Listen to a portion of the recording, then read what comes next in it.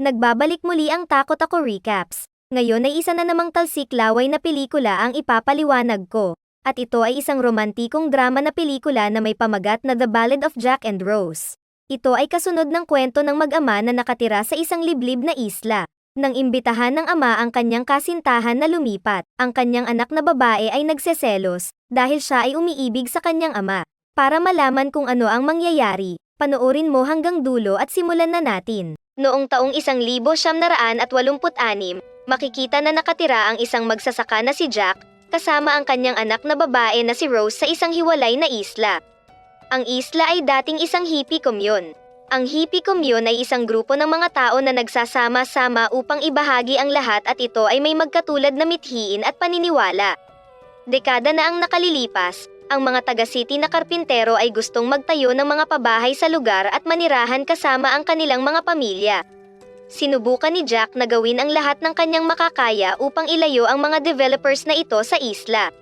Si Rose, sa kabilang banda, ay isang magandang dalaga na lamaking hindi natikmang nakisalamuha sa mga taga-syudad. Matapos sila iwan ng kanyang ina, pinag-aral ni Jack si Rose at sinikap na hindi malantad sa mga bagay na hindi pa dapat niyang malaman. May sakit sa puso si Jack at may kaunting panahon na lamang ang nalalabi sa kanyang buhay, kaya sinabihan niya si Rose na kailangan nila ng mag-aalaga sa kanya para hindi siya mahirapan. Subalit hindi makapapayag si Rose na may ibang tao na dumating pa sa buhay nila, sa halip ay galit na umalis. Nagtatakbo sa inis at pumunta sa isang treehouse para doon ay maglabas ng sama ng loob. Gayunpaman ay sinundan siya ng kanyang tatay at sinabi sa kanya na aalis na lang siya at hindi magpapakita sa kanya bago siya mamatay. Nangatwiran naman si Rose na kapag daw nangyari iyon ay magkasabay na lang silang mawawala sa mundo. Si Jack lang ang taong mahal niya sa buong buhay niya at takot siyang mawala ito. Kung wala si Jack, malamang ay mamuhay ng mag-isa si Rose at baka hindi niya kayanin sapagkat ni hindi man lang ito marunong maghugas ng plato. Pagkatapos ng kanilang madamdaming usapan ay umalis si Jack patungo sa isang kalapit na bayan at sinabing may mga dapat pa siyang asikasuhin. Nang dumating siya sa bayan ay bumisita si Jack sa bahay ng isang binibini na may pangalang Kathleen. Ang babaeng ito ay siyang kasintahan ni Jack na matagal ng panahon. Humingi ng pakiusap si Jack kay Kathleen na lisanin ang kanyang bahay at tumira sa kanya kasama ng kanyang anak na si Rose. Bukod doon ay sinabi rin niya na maaari niyang dalhin ang kanyang dalawang anak na lalaki para magkakasama parent sila sa bahay. Tinanong siya nito kung alam ba ito ni Rose, tumindig si Jack at sinabi na siya na daw ang bahala sa kanyang anak. Nang makauwi si Jack, sinabi niya kay Rose na nag-imbita siya ng mga bisita na maninirahan sa kanilang bahay ng maikling panahon upang magsilbing eksperimento. Kinabukasan, dumating ang tropa na sila Kathleen kasama ang dalawang anak na lalaki, na sina Thaddeus at Rodney. Pinapasok sila ni Jack sa loob at tinulungan silang kunin ang kanilang mga bagahe, subalit nang makita ni Rose ang kanilang mga gamit na parang nag-alsa balutan, dito ay napagtanto niya na matatagalan itong manirahan sa kanilang bahay. Nabalisa si Rose sa mga bagong mukha sa kanilang tirahan dahil dito ay pakiramdam niya ay pinalalayas siya sa sarili nitong lugar. Labis siyang nainis sa mga nangyayari at lumabas muna para magpalamig. Hinabol siya ni Jack upang magpaliwanag, subalit galit si Rose dahil nalaman niya rin na si Kathleen ay kanyang kasintahan. Bilang palusot ay pinaliwanag niya kay Rose na eksperimento lamang ang gagawin nila at wala nang iba pa. Dahil nasa isip ni Jack na kung magkakasundo sila ni Rose at ang kanyang kasintahan at mga anak nito ay magiging maganda ang pagsasama nilang mag-anak. Ngunit kung hindi ito magtagumpay ay tatapusin ni Jack ang relasyon at papalayasin ang mag-iina. Isang hapon, nilapitan ni Thaddeus si Rose at humingi sa kanya ng pabor na samahan siya kung saan siya ay makakahuli ng mga nakakatuwang ahas. Kaya naman ay dinala niya si Thaddeus sa masukal na kagubatan upang doon ay manghuli ng hindi pangkaraniwang ahas. Kapansin-pansin na si Thaddeus ay nagkakagusto sa kanya, subalit hindi siya ang tipo ni Rose. Nang gabi, habang nagpapahinga ang dalaga sa kanyang kwarto, nakarinig siya ng mga bungis-ngis. Dito ay dahan-daang at gustong makita ni Rose na kung ano ang ginagawa ng dalawang magkasintahan sa isang kwarto. Nang ahas pumasok si Rose sa isang maliit na kwarto para silipin sila. Doon ay nakita niya na gumagawa ng panibagong nilalang ang kanyang ama. Si Rose ay nagkaroon ng pagseselos kay Kathleen dahil doon ay parang inaagaw sa kanya ang kanyang amang si Jack. Dahil sa nakita, agad na pumanik siya sa kanyang kwarto at tinanggal ang kanyang saplot sa katawan. Bumaba siya ng hagdan na walang damit at inakit si Rodney at humiling na biyakin siya nito ng isang gabi. Iniisip ni Rose na kapag isinuko niya ang bataan sa isang lalaki ay mapapansin muli siya ni Jack. Natulala si Rodney at tinanggihan si Rose na makipagbayuhan ng sariwang bukayo.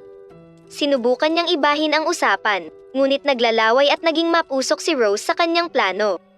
Subalit ang binata ay may takot at may isang salita na may kaunting paggalang. Imbis na samantalahin ni Rodney ang kahinaan ng dalagang si Rose ay inalok siya na lamang nito ng isang malupit na haircut. Nang matapos magpagupit, kinuha ni Rose ang sumpak at dumiretso sa kwarto ng kanyang ama kasama si Kathleen. Naalipungatan si Kathleen at nasindak nang makita si Rose na nakatutok sa kanila ng baril. Dahilan para magulat si Rose at ibinaba sa wakas ang baril, ngunit hindi sinasadyang nakalabit niya ang gatilyo at pumutok sa ibaba. Napatalon si Jack sa ginawa ng anak at kinaladkad niya si Rose sa kanyang kwarto, pero hindi rin nagtagal ay natawa na lamang siya sa pangyayari at napagtanto na baka tinatakot lamang ni Rose ang kasintahan. Iniisip na ni Kathleen na may problema si Rose sa pag-iisip at sinabi niya kay Jack na ipadala na lang si Rose sa paaralan para sa mga batang may kaunting saltik. Dahil sa narinig ay nagalit si Jack at sinabi sa kasintahan na hindi ganoon ang kanyang anak na si Rose. Lumipas ang mga araw ay naging matalik na magkaibigan sina Rose at Rodney. Ngunit isang araw ay isang lalaki ang may pangalang Gray ang pumunta sa kanilang bahay para maghatid ng mga pananim na bulaklak.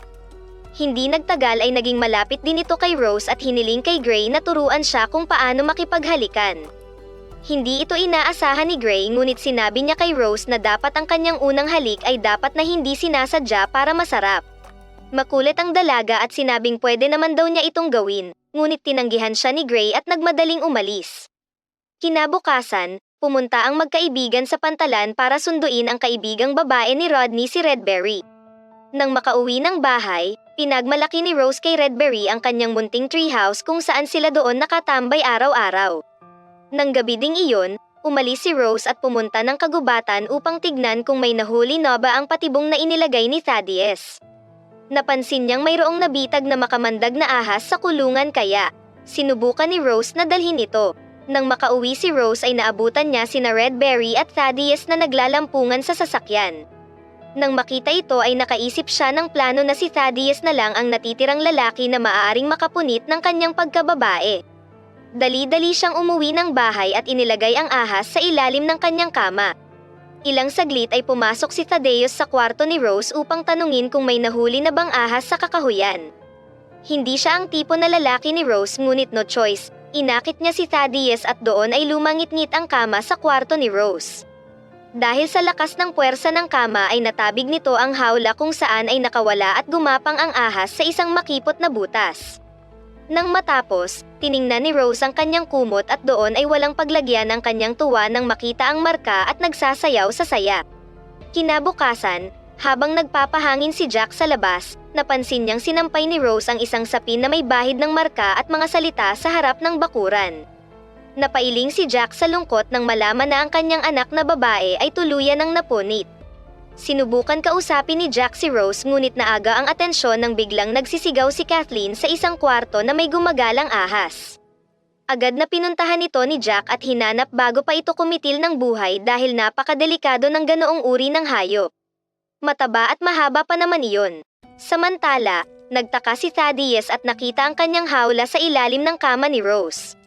Nagpaliwanag si Rose na gusto niya lamang takutin ang kasintahan ni Jack at wala nang iba pa. Nang maalis ang ahas ay tinapat ni Jack si Thaddeus at binigyan siya ng ilang araw para lisanin ang bahay dahil sa pagbiyak ng pakwan ni Rose noong gabi. Nang gabi ding iyon, gumawa si Rose ng isang homemade na sine tungkol sa kung paano ang buhay ng hippie commune. Habang nanonood silang lahat ng palabas ay tinangka ni Thaddeus na halikan si Rose. Nang makita ito ni Jack ay galit na galit ito sa kanya at hindi sinasadyang naitulak ni Rose si Thaddeus at nahulog mula sa puno. Nakita ito ni Kathleen at nagalit kay Rose at sinabihan siyang umalis sa harap niya. Samantala, nakaligtas si Thaddeus sa tiyak na kapahamakan sa taas ng pagkahulog nito sa puno. Sa kabilang banda ay hiniling ni Rodney kay Rose na sumama sa kanya at umalis sa isla, ngunit tumanggi si Rose sa alok. At sinabi na hindi niya magagawang iwan ang ama niya na si Jack sa mga panahong ganoon. Hindi alam ni Rose ang gagawin kung paano niya ipagtatapat ang tunay niyang nararamdaman kay Jack kaya naisip nitong lumayo.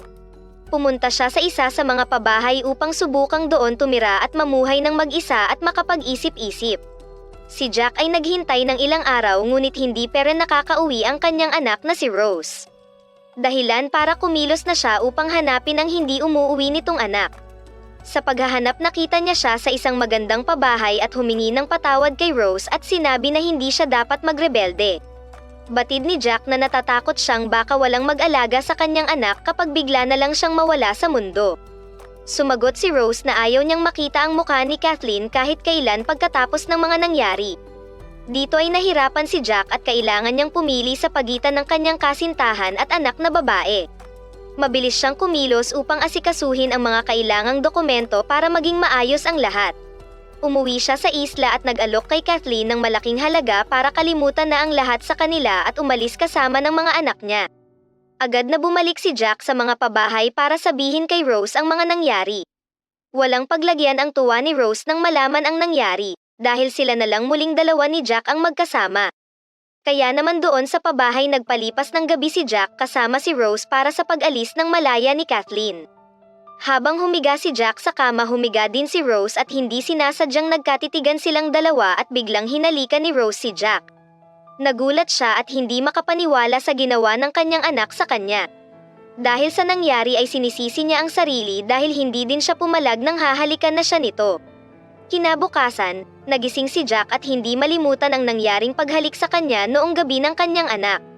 Sa galit ni Jack ay sumakay siya sa bulldozer at tinangkang wasakin ang isa sa pabahay senyales na hindi siya pabor sa ginagawang mga pabahay sa kanilang lupain. Pumunta sila ni Rose sa bahay ng developer ng mga pabahay upang sabihin ang kanilang hinanaing. Ngunit nabilog ang ulo ni Jack at wala nang nagawa nang papirmahin siya ng dokumento at isuko ang kanilang lupain. Masama ang loob ni Rose dahil madaling sumuko si Jack dahil doon ay tuluyan na itong naibenta sa mga developer. Ginawa iyon ni Jack dahil na rin sa kinabukasan ni Rose dahil siya ay may taning na ang buhay. Isang gabi, umuwi muna sila sa munting bahay para doon magpahinga, at doon mahina na si Jack at maaring hindi na rin niya kayapa. Kinaumagahan, nagising na lang si Rose na wala ng buhay ang kanyang ama sa kanyang tabi. Dahil sa pangako nitong kapag namatay ang kanyang ama ay magpapakamatay na rin siya dito ay sinunog niya ang bahay kasama siya. Subalit nagbago ang isip ni Rose kaya mabilis itong tumakbo upang mailigtas ang sarili. Ilang taon ang nakalipas, makikita na nakatira na ngayon si Rose sa isang bayan at nagtatrabaho bilang floriste kasama ni Gray. Kung nagustuhan mo ang video ay huwag kalimutang mag-subscribe at share na rin. Salamat po sa panonood.